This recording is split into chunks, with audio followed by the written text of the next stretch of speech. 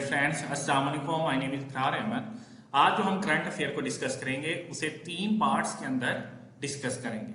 Number 1, world current affair को। तो world current affair के अंदर हमारे पास 3 करंट अफेयर है। नंबर 1, जो south African umpire Rudi courtesan उनकी एक कार हादसे के अंदर मौत वाक़या होती है और उनकी उम्र 73 साल थी और वो अपने दोस्तों के साथ एक मैच खेलकर वापस आ रहे थे जब कार हादसा होता है और उनकी मौत वाक़या होती है। नंबर 2, सेरेना विलियम, उन्होंने यूएस ओपन टेनिस के अंदर मैच जीतने के बाद रिटायरमेंट का ऐलान कर दिया है।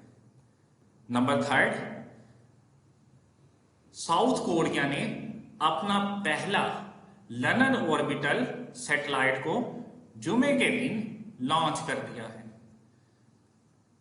नंबर 4, ये मॉस्को से एक न्यूज है कि रशियन ऑयल जो कि यूरोपियन कंट्रीज को सप्लाई हो रहा था यूक्रेन के रास्ते के जरिए, तो रशिया पर बैन लगने की वजह से, ट्रांजैक्शन ना होने की वजह से रशिया ने उन ममालिक को तेल की बरामदात पर पाबंदी आयद कर दी है।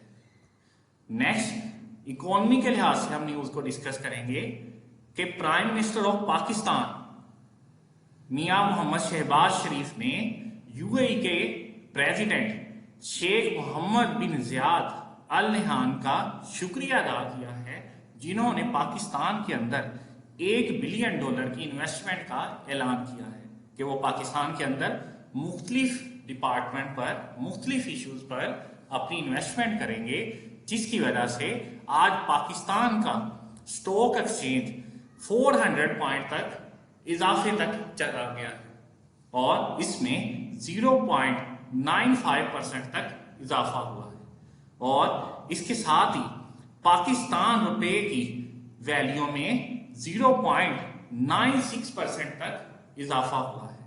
और इसके साथ एक पाकिस्तान की पॉलिटिकल न्यूज को डिस्कस करेंगे कि पाकिस्तान के एक पॉलिटिकल लीडर रहनुमा शहबाज गिल को 2 दिन के लिए जिस्मानी रिमांड पर जेल भेज दिया गया।